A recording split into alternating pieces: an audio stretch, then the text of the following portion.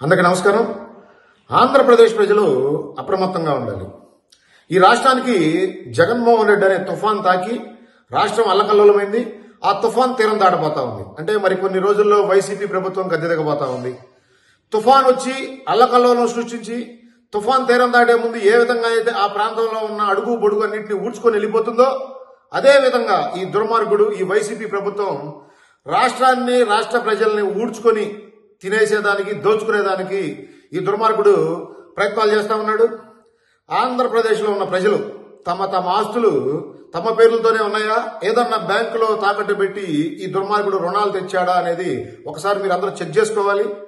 ఎందుకంటే ఆంధ్రప్రదేశ్ పరిపాలనా భవనాలని తాకట్టు పెట్టడానికి దిగజారిన ఈ ప్రభుత్వం మన ఆస్తుల్ని వదిలేస్తుందని అనుకోవడానికి నమ్మకమే లేదు. ఈ రాష్ట్రాన్ని ఈ దుర్మార్గుడు ఈ చేతకాని దద్దమ్మ పాలకుడుగా వచ్చిన తర్వాత తాకట్టు ఆంధ్రప్రదేశ్గా తయారు చేశాడు. ప్రభుత్వానికి సంబంధించిన భూముల్ని, భవనాలని, క్రీడా ప్రాంగణాలని, స్కూళ్ళని వీటన్నిటినీ తాకట్టు పెట్టి వేల కోట్ల రూపాయల అప్పులు తీసుకొచ్చి రంగుల పిచ్చితో పరదాలు, బార్గేట్లు, సలహాదారుల పేరుతో వందల కోట్ల రూపాయల దోపిడీ. చివరికి ఎలక్షన్ ప్రచారంలో మహిళా మతలకు నేను మాటిస్తా ఉన్నాను, మద్యపాన నిషేధం దశల వారీగా చేస్తానని చెప్పిన ఈ దుర్మార్గుడు బేవరేజ్ కార్పొరేషన్ ఏర్పాటు చేసి 10,000 కోట్ల రూపాయల అప్పు తీసుకొచ్చి ఆంధ్రప్రదేశ్ ని తాగుబోతు ఆంధ్రప్రదేశ్ గా తయారు చేశాడు.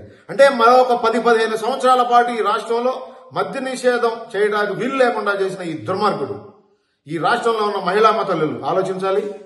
ఈ విధంగా ఈ రాష్ట్రాన్ని దోచుకు తింటున్న ఈ దుర్మార్గుణ్ణి ఈ రాష్ట్రం నుండి తరిమి కొట్టేదానికి మనందరం సిద్ధంగా ఉండాలి.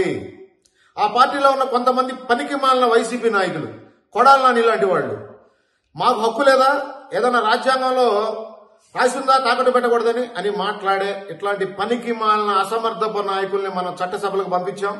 ఇప్పటికైనా కళ్ళు తెరవండి. మన భవిష్యత్తు బాగుండాలంటే, మన పిల్లల భవిష్యత్తు బాగుండాలంటే ఈ దుర్మార్గుణ్ణి గద్దె దింపి ఏదైతే వైసీపీకి పోటీ చేస్తా ఉన్నారో ఆ నాయకులందరినీ రాష్ట్రం నుండి తరిమి కొట్టకపోతే ఈ రాష్ట్రం అంధకార ఆంధ్రప్రదేశ్ గా మారబోతా ఉంది. మరొకసారి ఆంధ్రప్రదేశ్ ప్రజలకు నేను విన్నవించుకుంటా ఉన్నాను, ఈ రాష్ట్ర పౌరుడిగా మనందరం చేయి కలుపుదాం. కులాలకి, మతాలకి, ప్రాంతాలకు అతీతంగా మన రాష్ట్ర భవిష్యత్తును మనందరం కాపాడుకుందాం అని చెప్పి ఆంధ్రప్రదేశ్ ప్రజలకు తెలియజేస్తా ఉన్నాను.